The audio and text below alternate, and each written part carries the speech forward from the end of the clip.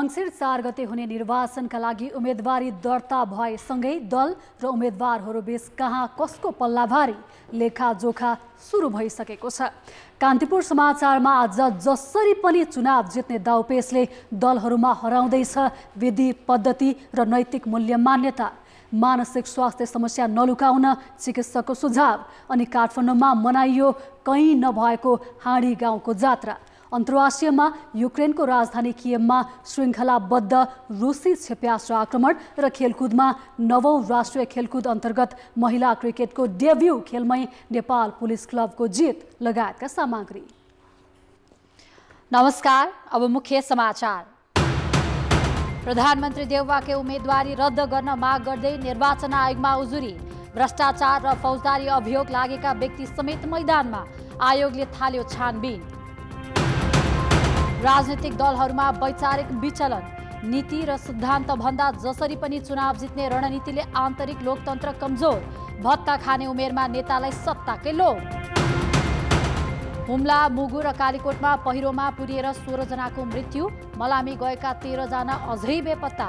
कर्णाली नदीमा आएको बाढीले बर्दियाका 1300 घर डुबानमा। अर्थशास्त्रतर्फको नोबेल पुरस्कार 3 अमेरिकी अर्थशास्त्रीलाई। बैंक तथा वित्तीय सङ्कट व्यवस्थापनमा योगदान। र 9 राष्ट्रिय खेलकुद अन्तर्गत फेन्सिङमा 3 स्वर्णको टुङ्गो। बागमतीकी शिक्षा नापितलाई व्यक्तिगत विधातर्फको पहिलो स्वर्ण।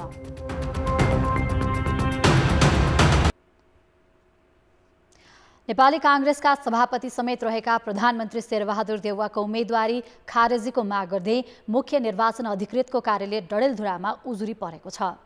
मुख्य निर्वाचन कार्यालय डडेलधुरामा प्रतिनिधि सभा सदस्यका लागि उम्मेद्वार बनेका देउवाको विरुद्ध नेपाली काङ्ग्रेस बीपीका उम्मेद्वार कर्ण मल्लले उजुरी दिएका हुन्। देउवाको नागरिकता र मतदाता नामावलीमा जन्ममिति फरक भएको भन्दै निर्वाचन कार्यालयमा उजुरी दर्ता भएको हो। प्रधानमन्त्री देउवाको जन्ममिति नागरिकतामा 2003 जेठ 31 गते छ भने मतदाता नामावलीमा 2002 जेठ 31 गते रहेको उल्लेख जनाइएको छ। निर्वाचन कार्यालयले भने आवश्यक छानबिन गरी प्रक्रिया अघि बढाउने बताएको छ। डडेलधुरामा हिजो प्रधानमन्त्री पत्नी तथा काङ्ग्रेस नेत्री आर्जु देउवा वारेस भएर देउवाको उम्मेदवारी दर्ता गराएकी थिइन्। यता नेकपा एमालेका तर्फबाट रूपन्देही 5 मा 2 उम्मेदवारले दर्ता गराएको उम्मेदवारी मध्ये वासुदेव घिमिरेलाई निर्वाचन कार्यालयले आधिकारिकता दिएको छ। एउटै पार्टीका 2 प्रतिनिधि सभाका लागि एमालेको तर्फबाट वासुदेव घिमिरे र खिमलाल भट्टराईले उम्मेदवारी दर्ता गराएका थिए। घिमिरेले दिउँसो 3:30 बजे र भट्टराईले पौने 5 बजे उम्मेदवारी दर्ता गराएका थिए। एउटै पार्टीको उम्मेदवारी परे पहिला जसले दर्ता गरायो उसैले आधिकारिकता पाउने निर्वाचन निर्देशिकामा प्रष्ट रूपमा उल्लेख भएकाले घिमिरेलाई आधिकारिकता दिएको कार्यालयले जनाएको छ। यसैबीच निर्वाचन कार्यालयले प्रतिनिधि सभा र प्रदेश सभा चुनावका लागि 6003 जनाले उम्मेदवार दर्ता गरेको जनाएको छ। प्रतिनिधि सभातर्फ 2526 जनाले उम्मेदवारी दर्ता गराएका छन् भने प्रदेशमा 3477 जनाले उम्मेदवारी दिएका छन्।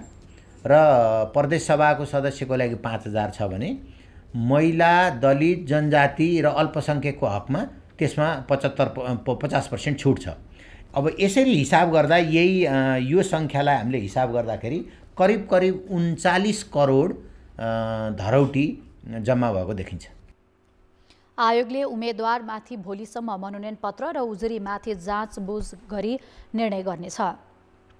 पर्सि अर्थात् असोज 26 गते उम्मेदवारको नाम फिर्ता लिने, उम्मेदवारको अन्तिम नामावली प्रकाशन गर्ने र उम्मेदवारलाई निर्वाचन चिन्ह प्रदान गर्ने कार्यसूची रहेको आयोगले जनाएको छ। यसैबीच आयोगले स्थानीय तहका उम्मेदवारको जरिवानामा 3 करोड 66 लाख रुपैयाँ राजस्व उठेको जनाएको छ। मङ्सिर 4 को प्रतिनिधि सभा तथा प्रदेश सभा निर्वाचनका लागि भ्रष्टाचारको आरोप र फौजदारी अभियोग लागेका व्यक्तिहरूको समेत उम्मेदवारी परेको छ।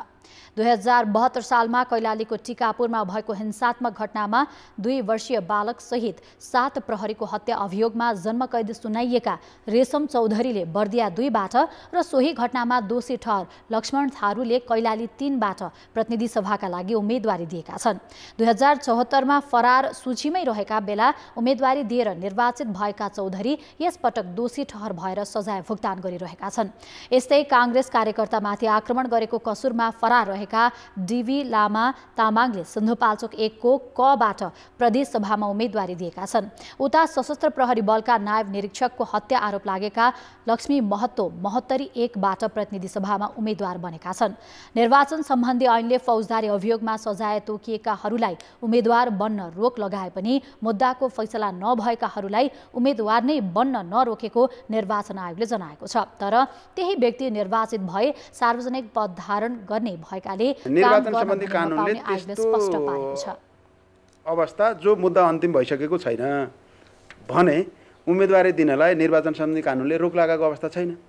त्यसले गर्दाखेरि चाहिँ उम्मेदवारी दिनमालाई चाहिँ रोक्न मिलेन हैन। र त्यस्तो चाहिँ अदालतमा अभियोजन भएको फैसला भइ नसकेको अथवा अन्तिम भइ नसकेको अवस्थाको उम्मेदवारी रोक्ने अवस्था नभएपछि उम्मेदवारी त पर्ने भयो।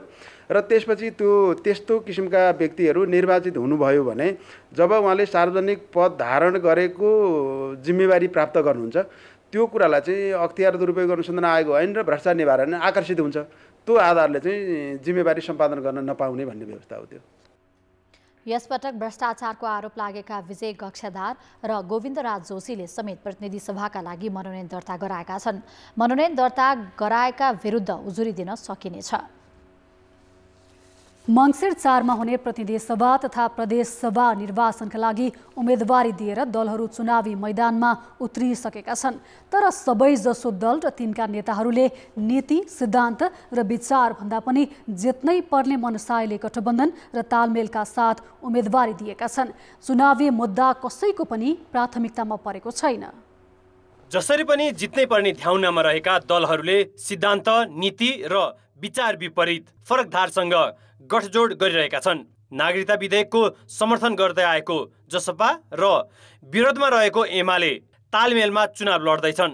लोकतान्त्रिक विचार बोक्ने काङ्ग्रेस र साम्यवादी विचारका माओवादी केन्द्र तथा एकीकृत समाजवादी एउटै कित्तामा छन्। अझ हिन्दू राज्यको वकालत गरिरहेका कमल थापा एमालेको सूर्य चिन्हबाट चुनाव लड्दैछन् र पार्टीको भावना विपरीत नै गएर केपी ओली एकलौटी रूपमा थापालाई साथ दिइरहेका छन्। तर यी दलसँग कुनै ठोस चुनावी मुद्दा छैन। मतदाता सामु लैजाने राजनीतिक, सामाजिक वा आर्थिक एजेन्डा भन्दा गठबन्धन र तालमेललाई आफ्नो मुख्य शक्तिको रूपमा अगाडि सारिरहेका छन्। विचार, नीति र सिद्धान्त विपरीतको गठबन्धन र समझदारी मात्रै नभई पार्टी त्याग र प्रवेश गर्ने लहर नै चलेको छ। हरेक पार्टीमा नेतृत्व विरुद्धै विद्रोहको स्थिति छ। कङ्ग्रेस हेर्नुहोस् त्यही कुरा छ, माओवादी हेर्नुहोस् त्यही कुरा छ, एमालेको पनि त्यही हालत हो। किन त भर भन्ने कि यो चाहिँ त्यागको राजनीति, सेवाको राजनीति बराबर भन्ने कुराको अवसान भएको र अनि भोगको राजनीति, पैसाको राजनीतिको उदय भएको त्यो कुराले गर्दा यस्तो भइरहेको छ। स्थानीय तहको निर्वाचन पछि त दलहरूले गठबन्धन अपरिहार्य जस्तै ठानेका छन्। निर्वाचन जित्न आपसी तालमेललाई जोड दिँदा मतदाताको सो निर्णयको अधिकारमा पनि दलहरूले हस्तक्षेप गरेका छन्। जनताको जीवनसँग जोडिएका विषयवस्तुलाई दलहरूले घोषणापत्रमै सीमित गर्ने गरेका छन्। घोषणापत्र चाहिँ के छ भने धेरै जसो धुलो जमेर चाहिँ बस्ने गरेका छ। त्यसकारण घोषणापत्र भन्दा पनि म संविधानले उल्लेख गरेका कुराहरूमा त्यो मौलिक हकका कुराहरू छन्, त्यसपछि संहिताका कुराहरू छन्, त्यसपछि नागरिकताको सवाल छ, जुन जनतासँग प्रत्यक्ष रूपमा सरोकार राख्ने विषयवस्तुहरू छन्। ती विषयवस्तुहरूमा आउने पार्टीहरूले कसरी अगाडि बढ्छन् भन्ने कुराको एउटा खाका प्रस्तुत गर्न सक्नुपर्छ भन्ने मलाई लाग्दछ। पार्टी संगठन र नेतृत्वको काम चुनावमा सकेसम्म आफ्ना पक्षमा मतदाता बढाउने, नसके भएकालाई सुरक्षित गर्ने हो। तर राजनीतिक आस्था र नैतिक आदर्श विपरीत गरिने गठजोडले दलहरूमा वैचारिक सङ्कट प्रस्ट्याएको छ। यसपटकको निर्वाचनमा होमिने बहुसङ्ख्यक दलहरूले जुन किसिमको सिद्धान्तहीनताको चरित्र देखाएका छन्, जुन किसिमले चेहराहरू प्रकट गर्न खोजिराखेको छन् र जसरी बाङ्गोटिङको चाल देखाएका छन्, त्यसले वैधता पाउने हो कि भन्ने एउटा गहिरो आशंका आएको छ। यसले लोकतन्त्रका मूल्यहरूलाई बिस्तारै क्षरण गर्दै जान्छ। दलहरूको प्राथमिकतामा सत्ता, शक्ति र साधन स्रोतको पहुँच बाहेक अरू केही छैन भन्ने कुरा अहिलेका गठजोड र तालमेलले नै देखाएका छन्। जबसम्म दलहरूमा यस्तो प्रवृत्ति रहन्छ, नागरिकका मुद्दा छायामै परिरहन्छन्। कान्तिपुर समाचारका लागि क्यामेरामा रूपक कोइरालाका साथ सुबिन्द्र श्रेष्ठ, काठमाडौँ। राजनीतिमा युवा नेतृत्वको बहस सधैँजसो हुने गरेको छ। त्यो बेला विश्वका अन्य मुलुकमा प्रधानमन्त्रीदेखि राष्ट्रपति समेत भइसकेका नेताहरूलाई उदाहरण दिने गरिन्छ। तर जब निर्वाचन आउँछ तब भत्ता खाने उमेरका नेतालाई सत्ताको रहरले छाड्दैन। मङ्सिर 4 गते हुने निर्वाचनमा पनि मुलुक चलाउने आकाङ्क्षा सहित उम्मेदवार बनेका ठूला दलका धेरै नेता 68 वर्ष माथिका छन्। नेपाली काङ्ग्रेसका सभापति तथा प्रधानमन्त्री शेरबहादुर देउवा 76 वर्षका भए। देउवाले गृह जिल्ला डडेलधुराबाट उम्मेदवारी दर्ता गराएका छन्। उनले यसअघि 2048 यताका सबै संसदीय निर्वाचनमा डडेलधुराबाटै चुनाव जितेका थिए। अहिलेसम्म संसदीय चुनाव नहारेका देउवा निर्वाचनपछि 6औं पटक प्रधानमन्त्री बन्ने दाउमा छन्। झापा 5बाट उम्मेदवारी दर्ता गराएका नेकपा एमाले अध्यक्ष केपी शर्मा ओली 71 वर्षका भए। 3 पटक प्रधानमन्त्री बनेका ओलीले 2074 सालको निर्वाचनपछि प्रतिनिधि सभालाई 2 पटक विघटनको प्रयास गरेका थिए। उनलाई आगामी निर्वाचनबाट समेत प्रधानमन्त्री बनाउने गरी एमालेले अघि सारेको छ। नेकपा एकीकृत समाजवादीका अध्यक्ष माधव कुमार नेपाल 70 वर्षका भए। उनले प्रतिनिधि सभा निर्वाचनका लागि रौतहट 1बाट उम्मेदवारी दिएका छन्। अघिल्लो निर्वाचनमा काठमाडौँ 2बाट जितेका नेता नेपाल एमाले विभाजनपछि गृह जिल्ला रौतहटबाट चुनाव लड्दैछन्। नेपाली काङ्ग्रेसका वरिष्ठ नेता रामचन्द्र पौडेल 78 वर्षका भए। उनी तनहुँ 2बाट निर्वाचन लड्दैछन्। पौडेलले अघिल्लो निर्वाचनमा तनहुँबाटै पराजय भोगेका थिए। सम्भवतः उमेरका हिसाबले पार्टी नेतृत्व सम्हालेका मध्ये सबैभन्दा पाका उम्मेद्वार लोकतान्त्रिक पार्टीका अध्यक्ष महन्त ठाकुर हुन्। महोत्तरी 3बाट उम्मेद्वार बनेका उनी 83 वर्ष पुगिसकेका छन्। अर्थात् ठूला पार्टीको नेतृत्व तहमा रहेका अधिकांश नेता यसपालि पनि उम्मेद्वार छन्। उनीहरू धेरैजसो वृद्ध उमेरका हुन्। वृद्ध भत्ता खाने उमेरलाई आधार मान्ने हो भने माओवादी केन्द्रका अध्यक्ष पुष्पकमल दाहालको मात्रै भत्ता लिने उमेर पुग्न 1 वर्ष बाँकी छ। अर्थात् गोर्खा 2बाट प्रतिस्पर्धामा उत्रेका दाहाल 67 वर्षका भए। अघिल्लो निर्वाचनमा उनले चितवनबाट चुनाव जितेका थिए। एकीकृत समाजवादीका वरिष्ठ नेता तथा पूर्व प्रधानमन्त्री झलनाथ खनालले इलाम 1बाट उम्मेदवारी दर्ता गराएका छन्। 2048 साल यताका संसदीय निर्वाचनमा भाग लिँदै आएका खनाल 73 वर्षका भए। त्यसो त काठमाडौँ 5बाट उम्मेदवारी दर्ता गराएका एमाले वरिष्ठ उपाध्यक्ष ईश्वर पोखरेल 69 वर्षका भए। उनी यसअघि सोही क्षेत्रबाट विजेता बनेका थिए। संविधान सभा अध्यक्ष तथा एमाले उपाध्यक्ष सुभाष नेमुवाङ 70 वर्ष पुगे। उनले इलाम 2बाट उम्मेदवारी दिएका छन्। मुख्य दलका 68 वर्ष माथिका अधिकांश उम्मेद्वार भने पुरुष नेता हुन्। नेपाली काङ्ग्रेसका पूर्व महामन्त्री कृष्ण प्रसाद सिटौला 73 वर्ष भए। उनले झापा क्षेत्र नम्बर 3बाट उम्मेदवारी दिएका छन्। 72 वर्षीय काङ्ग्रेस नेता शेखर कोइरालाले मोरङ 6बाट उम्मेदवारी दिएका छन्। राजनीतिमा पुस्तान्तरणको कुरा गर्ने तर युवा उम्मेद्वारलाई अवसर दिनुभन्दा आफै सत्तामा टाँसिन खोज्ने प्रवृत्तिलाई यो निर्वाचनमा प्रमुख दलका शीर्ष नेताहरूको उम्मेदवारी मोहले पुष्टि गरेको छ। अब जनमतको अन्तिम परिणाम। जनमतमा हिजो हाम्रो प्रश्न थियो, प्रत्यक्षतर्फ महिलाको उम्मेदवारी किन कम परेको होला? ए दल उदासीन भएर, बी नेतृत्वमा पुरुष हावी र सी सक्रियतामा कमी। जनमतको अन्तिम परिणाम यस्तो छ, ए दल उदासीन भएरमा 20%, बी नेतृत्वमा पुरुष हावीमा 36% र सी सक्रियतामा कमीमा 44% मत प्राप्त भएको छ। अब आजको प्रश्न। जनमतमा आज प्रश्न छ, राजनीतिक दलहरूले आफ्नो सिद्धान्त किन भुलेका होलान्? ए वैचारिक विचलन, बी सत्तामा पुग्ने दाउ र सी नेतृत्वको असफलता। जनमतको अन्तिम परिणाम भोलि साँझ 8 बजेको कान्तिपुर समाचारमा प्रसारण गर्नेछौँ। कृपया NEWS न्युज स्पेस AB वा सी टाइप गरी 34001मा SMS गरी आफ्नो मत व्यक्त गर्नुहोला। अब जनताको आवाज। हामीले आज 7 प्रदेशमा सोधेका छौँ, राजनीतिक दलले विवादित कार्यकर्तालाई किन उम्मेद्वार बनाएका होलान्? जनताको आवाज। इलिगल्ली चाहिँ उनीहरूले चाहिँ फाइनान्सियल सपोर्ट गरिरहेको हुन्छ। पार्टीमा आफ्नो काम गरेको योग्यता, क्षमता र नीति र विधि अनुसारले नै पार्टीले टिकट दिने हो गरे। तस्करीबाट चाहिँ कमाएको पैसा राजनीतिक दल र तिनका नेताहरूलाई बुझाउने गर्छन्। जसरी भए पनि चुनाव जित्ने र सत्ताको मोहमा बस्ने चाहिँ पल्केका मान्छेहरू विवाद परेकाहरूलाई दिएको हुनाले त्यो नराम्रो हुन सक्छ। नेताहरू के भावना विचार के छ भने कि जोसुकै हो जित्ने सम्भावना त्यसको छ भने त्यसलाई ल्याउने अनि दिने। यिनीहरूलाई आफ्नो राजनीतिक कर्मीसँग कुनै मतलब छैन, आफ्नो स्वार्थसँग मतलब छ। जोसँग पैसा हुन्छ त्यसले टिकट पाउने हो। गठबन्धनको कारणले चाहिँ यो यत्रो समस्या उत्पन्न भएछ। यो देश कहाँसम्म अब गइरहेछ, अब तस्करको हातमा र व्यापारीको हातमा गइरहेछ। सिलेक्सन प्रोसेस अफ क्यान्डिडेट्स हुन्छ त्यो ट्रान्सपेरेन्स भएन। दलहरूमा विभिन्न गुट उपगुटको प्रभावले पनि त्यस्तो भएको। जनमतको अपमान हो। विवादित व्यक्तिलाई चाहिँ दिनु नहुनुपर्ने, इमानदारी व्यक्तिहरूलाई लैजानु पर्ने उद्देश्य छैन। आफ्नो मान्छे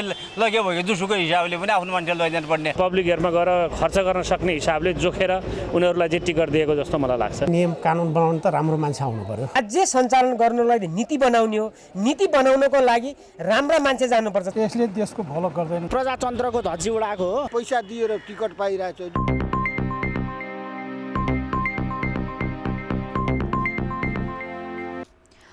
प्रतिनिधि सभाका 165 निर्वाचन क्षेत्रमा उम्मेदवारी दर्ता भएसँगै अब कसको कहाँ कोसँग प्रतिस्पर्धा हुँदैछ भन्ने चासो बढेको छ।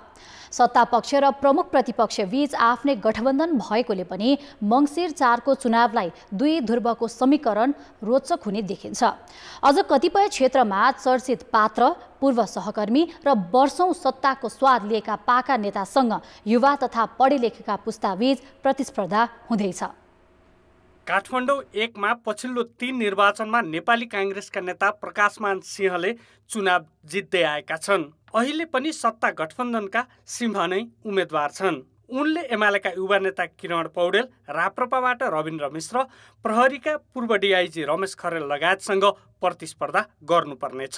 काठमाडौँ 5 मा एमालेका वरिष्ठ नेता ईश्वर पोखरेलसँग नेपाली काङ्ग्रेसका युवा नेता प्रदीप पौडेल प्रतिस्पर्धामा छन्। 2074 सालमा काठमाडौँ महानगर प्रमुखमा उम्मेद्वार बनेर चर्चामा आएकी रन्जु दर्शना पनि स्वतन्त्र उम्मेद्वार हुन्। यो क्षेत्रमा पनि धेरैको चासो देखिन्छ। काठमाडौँ 4 मा साबिक विजेता काङ्ग्रेस महामन्त्री गगन थापा र एमाले नेता राजन भट्टराई छन्। काठमाडौँ 7 बाट पूर्व प्रधानमन्त्री बाबुराम भट्टराईकी छोरी मानुषी एमी भट्टराई सत्ता गठबन्धनबाट र अहिलेका मन्त्री तथा एमालेको समर्थनमा उठेका जसपाका राजेन्द्र श्रेष्ठ बीचको चुनाव पनि रोचक छ। यही क्षेत्रबाट एमालेका पूर्व सांसद रामवीर मानन्दर स्वतन्त्र उम्मेद्वार छन्। गण्डकी प्रदेशको लमजुङमा एमालेका उपमहासचिव तथा पूर्व मुख्यमन्त्री पृथ्वी सुब्बा गुरुङ र माओवादी केन्द्रका महासचिव देव गुरुङ बीच प्रतिस्पर्धा हुँदैछ। गुल्मी 2 मा एमाले सचिव गोकर्ण विष्ट र एकीकृत समाजवादीकी सचिव रामकुमारी झाँक्री उम्मेद्वार छन्। यी दुई पूर्व सहकर्मी हुन्। रूपन्देही 1 मा पनि एमालेका दुई पूर्व सहकर्मीकै बीच प्रतिस्पर्धा छ। घनश्याम भुसालले पार्टी छाडेर सत्ता गठबन्धनको समर्थनमा स्वतन्त्र उम्मेदवारी दिँदा एमालेले जसपा र राप्रपासँग मिलेर सचिव छविलाल विश्वकर्मालाई उठाएको छ। लुम्बिनीकै दाङमा एमालेका महासचिव शङ्कर पोखरेल विरुद्ध सत्ता गठबन्धनबाट माओवादी नेत्री रेखा शर्माको उम्मेदवारीलाई पनि चासोपूर्वक हेरिएको छ। नवलपरासी पश्चिम 1 मा नेपाली काङ्ग्रेसबाट उद्योगी विनोद चौधरी र जनता प्रगतिशील पार्टीबाट हृदय त्रिपाठी मध्ये कसले जित्ला भन्ने अड्कलबाजी रोचक हुँदैछ। यस्तै अन्तिम समयमा सत्ता गठबन्धन छाडेर एमालेसँग चुनावी तालमेल गरेको जसपा अध्यक्ष उपेन्द्र यादवले उम्मेदवारी दिएको सप्तरी 2 मा सत्ता गठबन्धनबाट लोसपाको जयप्रकाश ठाकुर र जनमत पार्टीका अध्यक्ष सीके राउतको त्रिपक्षीय प्रतिस्पर्धा छ। सर्लाही 2 मा गठबन्धन भित्रकै दुई उम्मेद्वार छन्। लोसपाका राजेन्द्र महतो र नेपाल समाजवादी पार्टीबाट महेन्द्र राय यादवले उम्मेदवारी दिएका छन्। झापा 3 मा नेपाली काङ्ग्रेसका नेता कृष्ण प्रसाद सिटौला र राप्रपा अध्यक्ष राजेन्द्र लिङदेन चुनावी मैदानमा छन्। धनुषा 3 मा लोसपाका अनिल झा र एमालेकी जुली महतो तथा भोजपुरमा एमालेका शेरधन राई र गठबन्धनका सुदन किराँती बीचको प्रतिस्पर्धा पनि उत्तिकै रोचक हुने देखिन्छ। सत्ता र विपक्षीका आफ्नै गठबन्धन भएकोले धेरै क्षेत्रको चुनावी परिणाम अनुमान गरेभन्दा फरक हुने सम्भावना पनि उत्तिकै छ। कान्तिपुर समाचारका लागि दीपक आचार्य, काठमाडौँ। समाचारमा पुनः स्वागत छ। नेपाली राजनीतिमा नैतिकताको विषय दन्त्य कथा जस्तै भएको छ। चुनाव जित्न र सत्तामा पुग्न दल र तिनका नेताले जस्तो सुकै हदकण्डा अपनाउने गरेका छन्। चुनावको मुखमा दल बदल त छँदै थियो, सरकारमा एउटा गठबन्धनमा रहने र चुनावमा अर्कै गठबन्धनसँग तालमेल गर्ने प्रवृत्ति देखिएको छ। लुम्बिनी प्रदेश सरकारका भौतिक पूर्वाधार मन्त्री सहसराम यादवले आइतबार कपिलवस्तु 1 खबाट उम्मेदवारी दर्ता गराए। जनता समाजवादी पार्टीबाट मन्त्री बनेका यादवले पार्टीबाट राजीनामा नदिई काङ्ग्रेसबाट उम्मेदवारी दिएका हुन्। सङ्घीय सरकारमै जसपाका 4 मन्त्री छन्। जसपाबाट मन्त्री रहेका 4 मध्ये 3 जना प्रतिनिधि सभा सदस्यका लागि उम्मेदवार बनेका छन्। सामान्य प्रशासन मन्त्री राजेन्द्र प्रसाद श्रेष्ठ, भौतिक पूर्वाधार तथा यातायात मन्त्री मोहम्मद इस्तियाक राई र वन मन्त्री प्रदीप यादव एमालेसँग तालमेल गरेर सत्ता गठबन्धनकै उम्मेदवार विरुद्ध मैदानमा छन्। एउटै पार्टीका नेताहरू एकातिर गठबन्धन सरकारमा बसेर सरकारी सुविधा उपभोग गरिरहेका छन् भने अर्कोतर्फ त्यही सत्ता गठबन्धन विरुद्ध एमालेसँग तालमेल गरेर उम्मेदवार बनेका छन्। एउटा गठबन्धनबाट सरकारमा बस्ने र अर्कोतर्फ विपक्षी गठबन्धनबाट चुनावमा सहभागी भएर दोहोरो चरित्र देखाएको काङ्ग्रेसको टिप्पणी छ। उहाँले हटायो भने त्यो एउटा ह्युमिलिएटिङ कन्डिसन हुन्छ। तर नेपाली काङ्ग्रेस र अहिले माओवादी पनि गठबन्धनमा छ नि, उहाँहरू दुईजना मिलेर उहाँ हटायो भने त होइन उहाँहरूको लागि त्यो वास्तवमा एउटा बेजेट कुरा हुन्छ नि। त्यस कारण उहाँले त्यो अवस्था आउनु नगर्ने आफैले मोरल रूपमा नैतिक रूपमा चाहिँ छाड्नु चाहिँ राम्रो हो। 2074 को निर्वाचनमा सरकारमा रहेको नेकपा माओवादी केन्द्रले पनि विपक्षमा रहेको एमालेसँग तालमेल गरेको थियो। माओवादीले सरकार नछोडेपछि तत्कालीन प्रधानमन्त्री शेरबहादुर देउवाले माओवादीका मन्त्रीहरूको जिम्मेवारी खोसेका थिए। यसपटक जसपाले त्यस्तै गरेको छ। तर जसपाका नेताहरू भने एमालेसँग चुनावी लेनदेन भएका कारण गठबन्धन सरकारमा बसिरहेको बताउँछन्। प्रधानमन्त्रीले नै यो चाहिँ अगाडि बढाउने भएकोले नै यसलाई प्रधानमन्त्री पद्धति पनि भन्ने गरिन्छ। अब सम्माननीय प्रधानमन्त्रीज्यूले त्यसबारे हामीसँग चाहिँ सल्लाह गरेर जे उहाँले भन्नुहुन्छ हामी त्यही गरिदिन्छौँ, त्यसमा कुनै ठुलो कुरा छैन। सरकारमै रहेको नेकपा एकीकृत समाजवादीबाट सुदूरपश्चिम प्रदेश सरकारका आर्थिक मामिला मन्त्री प्रकाश रावलले समेत गठबन्धनका उम्मेदवार विरुद्ध बागी उम्मेदवारी दिएका छन्। नेपालमा चुनाव जित्नकै लागि सरकार र मैदानमा फरक फरक गठबन्धन गर्ने प्रवृत्ति मौलाउँदै गएको छ। कान्तिपुर समाचारका लागि क्यामेरामा मुरारी घिमिरेका साथ प्रकाश बम, काठमाडौँ। पूर्व प्रधानमन्त्री एवं नेकपा माओवादी केन्द्रका अध्यक्ष पुष्पकमल दाहालले स्थानीय नेता कार्यकर्ताको आग्रहमा आफूले गोरखामा उम्मेदवारी दिएको बताएका छन्।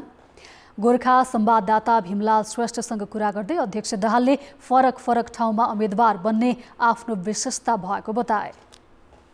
म जित्छु भन्ने कुरा म 100% विश्वस्त पनि थिएँ चितवनमा। त्यसकारण मैले एउटा त मेरो विशेषता भयो क्या विभिन्न ठाउँमा, र अर्को गोर्खाली जनता, गोर्खाका शहीद परिवार सबैले पनि एकचोटि गोर्खा आइदिने भन्ने कुरालाई सम्मान गर्दै म आएको। हिजो उम्मेदवारी दर्ता गरेका दाहाल आज स्थानीय नेता तथा सुरक्षा निकायका प्रतिनिधिसँग भेटघाट गरी काठमाडौँ फर्किएका छन्। हुम्ला, मुगु र कालीकोटमा पहिरोमा जाँदा पुरिएर 16 जनाको मृत्यु भएको छ। कालीकोटमा 4, हुम्लामा 4 र मुगुमा 8 जनाको मृत्यु भएको हो। मुगुको छायानाथ रारा नगरपालिका 11 मा पहिरोमा पुरिएर 8 जनाको मृत्यु भएको छ। आज बिहान नगरपालिकाको तल्लो सालिम गाउँमाथिबाट आएको पहिरोमा परि 8 जना बेपत्ता भएकामा सबैको शव फेला परेको हो। यस्तै हुम्लाको चङ्खेली गाउँपालिका वडा नम्बर 6 मा पहिरोले एक घर पुरिँदा 4 जनाको मृत्यु भएको छ। पहिरोमा परेका 3 जना घाइतेको उद्धार गरिएको छ। लगातारको वर्षापछि गएको पहिरोमा घर पुरिएको स्थानीय ध्रुवकुमार शाहीले बताए। उनका अनुसार मृत्यु हुने 4 जना बालबालिका हुन्। घाइते 3 जनाको स्थानीय स्वास्थ्य चौकीमा उपचार भइरहेको छ। कालीकोटको तिलागुफा नगरपालिका 4 राचुलीमा पहिरो जाँदा बेपत्ता भएका 13 जना भने अझै फेला परेका छैनन्। प्रमुख जिल्ला अधिकारी रामहरि शर्माका अनुसार स्थानीय हेमराज शाहीको मलामीमा 52 जना सहभागी भएकामा 13 जना बेपत्ता भएका हुन्। बेपत्ता हुनेमा वडा अध्यक्ष परबहादुर शाही, विद्यालय व्यवस्थापन समितिका अध्यक्ष छत्रबहादुर शाही सहित रहेका छन्। सब लिएर मलामी तिला नदीको किनारामा पुगेपछि ठूलो पहिरो गएको थियो। कालीकोटका प्रहरी प्रमुख जयेश्वर रिमालले पहिरोका कारण तिला गुफामा जान सकिने अवस्था नरहेकाले घटनाको यकिन विवरण आउन नसकेको बताए। जिल्लाका विभिन्न स्थानमा पहिरोमा परि बेपत्ता भएका 23 जना मध्ये 4 जनाको शव भेटिएको उनले जानकारी दिए। तिला गुफा 7 मा 6 जना पहिरोमा पुरिएकामा 2 जनाको शव भेटिएको छ। यस्तै सान्ना त्रिवेणी खोलाले बगाएर 1 प्रहरी जवान बेपत्ता भएको उनले बताए। लगातारको वर्षाले कर्णाली नदीको जल सतह पार गरेको छ भने राजापुर नगरपालिका र गेरुवा गाउँपालिकाका 800 घर डुबानमा परेका छन्। डुबानमा परेकालाई सुरक्षित स्थानमा स्थानान्तरण गरिएको राजापुर नगरपालिकाका प्रमुख दिपेश चौधरीले बताए। जलस्तर 12.4 मिटर नाघिसकेकाले यस क्षेत्र उच्च जोखिममा छ। राजापुर नगरपालिकाको तटीय क्षेत्र टिहुनी, दौलतपुर, चनौरा, बदालीपुर, नङ्गापुर, शङ्करपुर र बाजुरा टोल डुबानमा परेको प्रमुख जिल्ला अधिकारी बन्धु प्रसाद वास्तोलाले बताए। हिजो दिउँसोदेखि तटीय क्षेत्रका बासिन्दाले सामान सारेकाले ठूलो क्षति हुन नपाएको प्रहरीले जनाएको छ। डुबान प्रभावित क्षेत्रका 800 बढी परिवार सुरक्षित स्थानमा स्थानान्तरण गरिएको प्रशासनले जनाएको छ। नेपाली समाजमा अझै पनि मानसिक रोग लुकाउने चलन छ। यो रोगलाई अरू शारीरिक समस्या जस्तो गरी सामान्य रूपमा लिने गरेको पाइँदैन। तर समयमै उपचार पाएमा मानसिक रोग पनि अन्य जस्तै निको पार्न सकिन्छ। ललितपुरको मानसिक अस्पतालमा दैनिक 200 जनासम्म मानसिक स्वास्थ्य समस्या लिएर उपचार गराउन आउँछन्। त्यसमध्ये करिब 80% बिरामी त कडा खालको समस्या लिएर आउने गरेको अस्पतालले जनाएको छ। यसैगरी काठमाडौँको त्रिवी शिक्षण अस्पतालमा दैनिक 100 को हाराहारीमा बिरामी आउने गरेकोमा 20%मा कडा समस्या देखिने गरेको छ। उपचारका लागि आउने धेरैमा मन डराउने, निन्द्रा नलाग्ने, निराशा महसुस हुनेदेखि कडा खाले समस्या देखिने गरेको चिकित्सक बताउँछन्। भोक निद्रामा गडबड हुने, सोचमा गडबड हुने, हैन, अब डिप्रेसनतिरको लक्षणको कुरा गर्नुपर्दा निराशा, नरमाइलोपन, प्लेजर फिल नहुने, हैन, हताश हुने, त्यस्तै गरेर विक्षिप्त बनाउने मानसिक रोगहरू जसलाई हामीले साइकोसिसको समूहमा राख्छौँ। त्यसमा चाहिँ अनावश्यक अत्याधिक रूपमा चाहिँ शङ्का उत्पन्न हुने भनेको मान्छेहरूले आफ्नो विरुद्धमा चालबाजी गरेका छन्, षड्यन्त्र गरेका छन् भन्ने भ्रम पैदा हुने, जुन बिरामीको लागि चाहिँ सही तर हामीहरूको लागि चाहिँ त्यो भ्रम हो। यस्तो खालको लक्षणहरू आउँछ। अनि एक्जिस्ट नगर्ने दृश्यहरू देखिन्छ, हैन, जुन कुरो भोइसहरू एक्जिस्ट गर्दैन त्यो सुनिन्छ। नेपालमा केही वर्ष यता मानसिक स्वास्थ्य समस्या बढ्दै गएको चिकित्सकको अनुमान छ। नेपाल स्वास्थ्य अनुसन्धान परिषदले सन् 2019 देखि 20 सम्म गरेको अध्ययनमा नेपालमा 10%मा कुनै न कुनै मानसिक स्वास्थ्य समस्या देखिएको पाइएको छ। यता नेपालमा मानसिक स्वास्थ्य नीति बनेको 3 दशक हुन लाग्दा पनि पूर्ण रूपमा कार्यान्वयन भएको छैन। त्यही कारण बिरामीहरू उपचारको पहुँचमा आउन सकेका छैनन्। यो मनोचिकित्सक मात्र होइन, काउन्सिलिङ गर्ने मनोविदहरू हुन्छ, अरू मेडिकल डक्टरहरूलाई तालिम दिएर यो स्वास्थ्य सेवालाई चाहिँ जनमानसमा प्राथमिक स्वास्थ्य केन्द्र, जिल्ला अस्पतालमा पुर्याउनु पर्ने त्यो कुरा पनि कमी भएको अवस्था छ, हैन। अनि त्यस्तो कुरा चाहिँ यसमा के छ भन्दाखेरि यो सम्बन्धी जुन एउटा कडा खालको मानसिक रोगको बिरामीले राज्यले दिनुपर्ने जुन एउटा सहयोग सहायता हो त्योबाट पनि मान्छेहरू वञ्चित भएको अवस्था छ। त्यसैले मेन्टल हेल्थ पोलिसीलाई चाहिँ प्रभावकारी कार्यान्वयन गर्न सकेको खण्डमा मानसिक स्वास्थ्यको विकास हुन्छ जस्तो मलाई लाग्छ। समयमै उपचार पाए निको हुने मानसिक रोग नियन्त्रण गर्न सरकारी नीति कार्यान्वयनसँगै नागरिकलाई सुसूचित गराउँदै उपचारको दायरा समेत विस्तार गर्नुपर्छ। कान्तिपुर समाचारका लागि क्यामेरामा रूपक कोइरालाका साथ कृपाल गौतम, काठमाडौँ। नेपाली समाजमा कहीँ नभएको जात्रा हाँडीगाउँमा भन्ने चर्चित उखान छ। तर यो उखान मात्र नभएर काठमाडौँको हाँडीगाउँका नेवार समुदायले मनाउने परम्परागत जात्रा नै हो। यो जात्राको वास्तविक नाम चाहिँ चोकटे नारायणको खट जात्रा हो। ब्रह्मा, विष्णु, महेश्वरको प्रतीक मानिने नारायणको खटको गजुर तलतिर फर्किएको र देवता माथि रहेको खट जात्रा गरी चोकटे नारायणको जात्रा आज मनाइएको छ। फरक प्रकृतिको भएकाले यो जात्रालाई कहीँ नभएको जात्रा हाँडीगाउँमा भनिएको हो।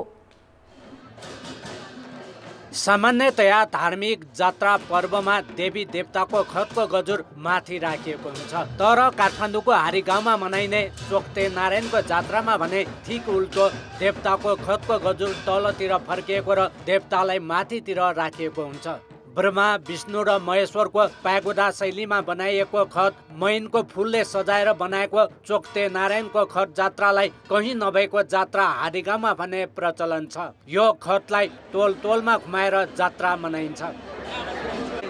मूर्ति चाहिँ नि माथि गजुर तल हुन्छ, तर यसको किम्वदन्ती अनुसार कहीँ नभएको जात्रा हाँडीगाउँ भन्ने चलन छ। हरेक वर्ष कोजागत पूर्णिमाको भोलिपल्ट चोकटे नारायणको जात्रा मनाउने परम्परा छ। खतमाथि नाइके र अन्य 2 जना बस्ने र 2 जनाले डोरी तानेर मन्दिरूपी खतलाई घुमाउने चलन छ। 12 वर्षसम्म डेलिभरी नभएको हुनाले अब पछि सबै देखाउँदाखेरि नारायण तपाईँसँग रिसाएर शिवपुरी डाँडामा तपस्या गर्न जानुभएको छ। उहाँलाई फकाएर ल्याएर जात्रा फकाउन सक्यो भनेदेखि चाहिँ तपाईँको डेलिभरी राम्रो हुन्छ भन्ने किंवदन्तीबाट सुरु भएको हो यो जात्रा। यात्राको कारणले गर्दा हाम्रो निधि, हाम्रो सम्पत्ति, हाम्रो देशको परम्परा, वेशभूषाहरू जोगिन सफल भएको छ। फरक शैलीमा मनाइने जात्रा हेर्न आउनेको घुइँचो नै लाग्ने गर्दछ।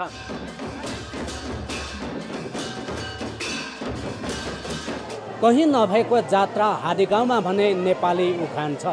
हादीगाउँको यो चोक्टे नारायणको जात्रामा ब्रह्मा, विष्णु, महेश्वरको खतको गजुर तलतिर र देवता माथि रहेको हुन्छ। त्यसैले यो जात्रा मुलुककै अलग्गै पहिचान रहेको छ। कान्तिपुर समाचारका लागि क्यामेरामा रूपो कोइरालाका साथ नारायण किलम्बु, काठमाडौँ। ललितपुरको ठेचोमा प्रत्येक 12 वर्षमा हुने नवदुर्गा देवीको जात्रा अन्तर्गत आज देवभोज अर्थात् देशभोज गरिएको छ। जात्रामा सहयोग गरेका ठेचो र सुनाकोठीका अन्य गुठियारलाई नवदुर्गा गुठीले खुवाउने भोजलाई देशभोज भनिन्छ। साउन 10 गते गठेमङ्गलको दिन सुरु भएको यस जात्राको विशेष दिन हो देवभोज अर्थात् देशभोज। ठेचोको नवदुर्गा मन्दिर परिसरमा निकै भिडभाड छ। 1 महिना गुप्तवास बसेर निक्लिएका देवगणले ठेचो तथा सुनाकोटीका बासिन्दालाई भोज खुवाउने कार्यक्रम छ। सबैलाई त्यही पलको प्रतीक्षा छ। मन्दिरबाट बाजा गाजा सहित निक्लिएका देवगण उत्तरतर्फको चौरतिर लाग्छन् र सबैले उनीहरूलाई पछ्याउँछन्। त्यसपछि सुरु हुन्छ देशभोज। भोजमा नवदुर्गा गुठी समेत गरी 7 वटा गुठी सहभागी छन्। प्रत्येक घरका मुलीले आफ्नो घरका लागि भाग बुझ्छन्। लस्करे बसेका गुठियारलाई भैरव, काली, विष्णुदेवी, इन्द्रायणी लगायत 13 जना देवगणले कमलको पातमा विभिन्न परिकार राखिदिन्छन्। परम्परा अनुसार संस्कृति बचाउनको लागि सबै मान्छे लाएछ भनौँ न, गाउँवासी नै लाएछ। यहाँ ठेचोभरि कति चुलो बल्छ त, कतिवटा चुलो बल्छ भन्ने यसले जनाउँछ। आज प्रत्येक चुलोबाट एकजना उपस्थित भएर यहाँ भोज खान्छ। प्राकृतिक रूपले अलिकति यो चाहिँ बाटो काट्ने होइन, यो हिलोको कारणले अलिकति केही समस्या हो, नत्र नितान्तमा सबै खुसी हुनुहुन्छ यहाँ। यस पटक पनि ठेचो र सुनाकोठीका 5000 मानिस भोजमा सहभागी रहेको नवदुर्गा भवानी देवी गुठीले जनाएको छ। लगभग 1 वर्ष चल्ने यस जात्रामा देवगणले विभिन्न स्थानमा पुगी नृत्य समेत प्रस्तुत गर्ने गरेका छन्। कान्तिपुर समाचारका लागि क्यामेरामा विकास जोशीका साथ सृजना बास्तोला, ठेचो, ललितपुर। अर्थ र विकास। युरोपेली युनियन EUको टोली नेपालको हवाई क्षेत्रको सुरक्षा स्थिति अवलोकन गरेर फर्किएको छ। टोलीले दुर्गम क्षेत्रमा उडान भर्ने तारा र समिट टियरको निरीक्षण गरेको हो। 3 सदस्यीय टोली यही असोज 20 मा नेपाल आएको थियो। टोलीले नागरिक उड्डयन प्राधिकरणले बनाएको ऐन नियम कार्यान्वयन, air worthiness, personal licensing, flight operation, air navigation service लगायत 8 क्षेत्र अध्ययन गरेको थियो। यसपटकको निरीक्षणमा EUका प्रतिनिधि सन्तुष्ट रहेको हवाई सेवा प्रदायक कम्पनीको दाबी छ। राज्यको तर्फबाट गर्नुपर्ने कुराहरू जस्तो नेभिगेसनहरू छैन। जति पनि अहिले नेपालमा हवाई दुर्घटनाहरू भइरहेको छ, त्यो हवाई दुर्घटना हुने मेन कारण खालि पाइलटको दोष भन्ने आइरहेको छ, नन टेक्निकलको कारणले भएको छैन। पाइलटको दोषमा पनि के भन्दाखेरि वेदरमा फसेर, वेदरमा किन फस्छ त भन्दाखेरि नेभिगेसन सिस्टमहरू, इक्विपमेन्ट्सहरू त्यो राज्यले तर्फबाट गर्नुपर्ने चिजहरूमा चाहिँ नभएको हो कि भन्ने उहाँहरूको चाहिँ अलिकति त्यसमा चाहिँ कन्सर्न थियो। सन् 2013 मा अन्तर्राष्ट्रिय नागरिक उड्डयन संगठन आइकाओले गरेको सेफ्टी अडिटमा हवाई सुरक्षा मापदण्ड भन्दा कम रहेको पाइएपछि नेपाललाई सेफ्टी लिस्टमा राखेको थियो। सन् 2017 मा गरेको अर्को अडिटमा मापदण्ड अनुसार पाइएपछि आइकाओले सेफ्टी लिस्टबाट हटाएको थियो, तर EUले भने हटाएको छैन। अहिले नियामक र सेवा प्रदायक बीच कार्यविधि नै बनाएर कार्यक्षेत्र निर्धारण गरेको हुँदा EUले सेफ्टी लिस्टबाट हटाउने नेपालको विश्वास छ। ब्रेकपछि पुनः स्वागत छ। दक्षिण एसियाका मूल्याङ्कनकर्ताको समुदाय COESA को 5औं मूल्याङ्कन सम्मेलन कन्क्लेभ 2022 अक्टोबरको 12 र 14 बीचमा हुने भएको छ। समानता र रूपान्तरण, चुनौतीपूर्ण समयमा मूल्याङ्कन भन्ने नारा सहितको नेपाल सम्मेलन आगामी अक्टोबर 13 गते हुनेछ। सम्मेलनले कठिन परिस्थितिमा गरिएको मूल्याङ्कनबाट प्राप्त अनुभवहरूको अन्वेषण गर्नेछ। साथै मूल्याङ्कनकर्ताले प्रयोग गर्ने नयाँ प्रविधि र उपकरणको पनि समीक्षा गर्नेछ। सम्मेलनले समानता र प्रसारण प्रवर्धनमा विचार आदान प्रदान गर्न अवसर प्रदान गर्ने आयोजकको भनाइ छ। विशेष गरी महामारी र भविष्यको सङ्कटको समयमा उपयोगी हुन सक्ने आयोजकको दाबी छ। विश्वव्यापी प्रदर्शनी 2030 को आयोजकका लागि इटालीको राजधानी रोमले आफ्नो उम्मेदवारी दिएको छ। इटालीका प्रधानमन्त्री मारियो द्रागीले कार्यक्रमका महासचिव दिमित्री केरकेन्जेसलाई औपचारिक पत्र बुझाएका छन्। काठमाडौँमा आज भएको तस्बिर प्रदर्शनी कार्यक्रममा नेपालका लागि इटलीका राजदूत भेन्सेन्जो डी लुकाले उक्त उम्मेदवारीको जानकारी गराए। नेपालका लागि इटलीका मानार्थ महावाणिज्य दूत प्रतिमा पाण्डेले विश्वव्यापी प्रदर्शनी 21औं शताब्दीको धेरै पाटोको समीक्षा गर्ने अवसर हुने बताइन्। Trying their best and hardest so that इटलीले त्यो रोमले पाओस् भनेर। अनि पहिले दे हेभ अलरेडी डन मिलानमा एउटा ठुलो एक्सपो गरिसक्यो 2015 मा। सो उनीहरूको एक्सपिरियन्स छ हैन, टेक्नोलोजी नो हाउ छ, हाउ टु ह्यान्डल हैन त्यत्रो ठुलो। जस्तो दुबई एक्सपो अस्ति भर्खर भयो, त्यहाँ पनि कति राम्रोसँग गर्यो हैन त्यो युएईले। So same way Italy hopes to hold the expo because it's prestigious. सन् 2030 मा हुने विश्वव्यापी प्रदर्शनी मानव र सिमाना, शहरी पुनर्संरचना, समावेशीकरण र आविष्कारका विषयवस्तुमा केन्द्रित हुनेछ। खेलकुद समाचार। कान्तिपुर खेलकुद समाचारमा स्वागत छ। बागमती प्रदेशकी शिक्षा नापितले 9औं राष्ट्रिय खेलकुद अन्तर्गत फेन्सिङको पहिलो स्वर्ण जितेकी छन्। उनी प्रतियोगिताको व्यक्तिगत विधामा स्वर्ण जित्ने पहिलो खेलाडी समेत हुन्। 9औं राष्ट्रिय खेलकुदको आयोजना स्थल गण्डकी प्रदेशको यो पहिलो स्वर्ण पनि हो। यसअघि काठमाडौँमा सम्पन्न पुरुष क्रिकेटमा पुलिसले स्वर्ण जितेको थियो। पोखरामा भएको सेवरतर्फको इभेन्टमा नापितले एपीएफ क्लबकी उर्मिला लामालाई पराजित गरिन्। आर्मीका रविना थापा र मनिषा श्रेष्ठले काँस्य जिते। फेन्सिङ सुरु भएको पहिलो दिन आज 3 स्वर्णको छेनुफानु भयो। इपीतर्फ महिला सिनियरमा आर्मीकी इन्दिरा पौडेलले स्वर्ण जितिन्। उनले आफ्नै टिमकी सीता पाठकलाई पराजित गरेकी हुन्। आर्मीकै पूजन कुमाल र एपीएफकी जानुका स्याङतानले काँस्य जिते। फाइनलमा पुरुष सिनियरतर्फ सुदूरपश्चिमका जलिन्द्र शाहीले स्वर्ण जिते। उनले बागमतीका सञ्जीव लामालाई पराजित गरेका हुन्। आर्मीका वीर शाही र एपीएफका शेरसिंह एरीले काँस्य जिते। प्रतियोगिता अन्तर्गत फेन्सिङको इपी, फोयल र सेबरमा महिलातर्फ 6 र पुरुषतर्फ समान 6 गरी कुल 12 स्वर्णका लागि प्रतिस्पर्धा हुँदैछ। 9औं राष्ट्रिय खेलकुद प्रतियोगिता अन्तर्गत महिला क्रिकेटको आजको खेलमा नेपाल पुलिस क्लबले कर्णाली प्रदेशलाई डर्कवर्थ लुइस नियमअनुसार 63 रनले पराजित गरेको छ। पुलिसको महिला टिमको यो डेब्यू प्रतियोगिता हो। पोखरा रङ्गशालामा टस जितेर ब्याटिङ गरेको पुलिसले निर्धारित 16 ओभरमा 6 विकेट गुमाउँदै 110 रन बनाएको थियो। मैदान चिसो भएका कारण खेल निर्धारित समयभन्दा ढिलो सुरु भएपछि 20 बाट 16 ओभरमा झारिएको थियो। कविता कुँवरले 16, काजल श्रेष्ठले 16 र सम्झना खड्काले 25 रन बनाएका थिए। रेवती धामीले 14 रन जोड्दा कप्तान रुबिना छेत्री 9 रनमा अभिजित रहन्। अन्जु गुरुङले 3 विकेट लिइन्। जवाफी ब्याटिङ गर्ने क्रममा कर्णालीले 10 ओभर 2 बलमा 7 विकेट गुमाएर 17 रन बनाएको स्थितिमा फेरि पानी पर्यो। त्यसपछि खेल सुरु हुन नसक्दा पुलिस विजयी भयो। डर्कवर्थ लुइस नियमअनुसार कर्णालीले 10.2 ओभरमा 81 रन बनाउनु पर्ने थियो। उसका कुनै पनि खेलाडीले दोहोरो रन बनाउन सकेनन्।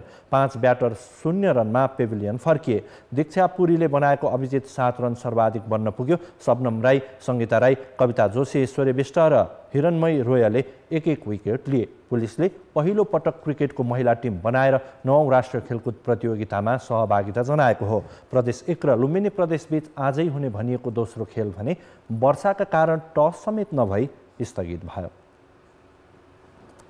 9औं राष्ट्रिय खेलकुद प्रतियोगिता अन्तर्गत ह्यान्डबल आजदेखि सुरु भएको छ। महिलातर्फ पहिलो खेलमा प्रदेश 1ले कर्णालीलाई 26-4 ले पराजित गर्यो। कर्णाली विरुद्ध फराकिलो जितमा प्रदेश 1 का उज्ज्वला राईले सर्वाधिक 9 गोल गरिन्। आजै सम्पन्न दोस्रो खेलमा विभागीय टोली नेपाल आर्मीले एकतर्फी जित निकाल्यो। आर्मीले मध्य प्रदेशलाई 46-2 गोलले पराजित गर्यो। विभागीय टिमकी शान्तिकला राईले सर्वाधिक 14 गोल गरिन्। पुरुषतर्फ पहिलो खेलमा गण्डकी प्रदेशले मध्य प्रदेशमाथि 66-13 को फराकिलो जित निकाल्यो। पोखरा रङ्गशाला स्थित बहुउद्देश्य कवड हलमा आयोजक गण्डकीलाई जिताउन चन्द्र केसीले 10 गोल गरे। दोस्रो खेलमा विभागीय त्रिभुवन आर्मीले बागमती प्रदेशलाई हराउँदै विजयी सुरुवात गर्यो। आर्मीले 43-8 को सहज जित निकालेको हो। आर्मीका आकाश अधिकारीले सर्वाधिक 8 गोल गरे। तेस्रो खेलमा एपीएफ विजयी भयो। एपीएफले लुम्बिनी प्रदेशलाई 36-13 ले पराजित गर्यो। प्रतियोगिताको पुरुष र महिलातर्फ समान 9 टिम सहभागी छन्। खेलकुद समाचार अहिलेलाई यति नै। कान्तिपुर समाचार अहिलेलाई सकियो। कान्तिपुर टेलिभिजन हेर्दै गर्नुहोला। नमस्ते।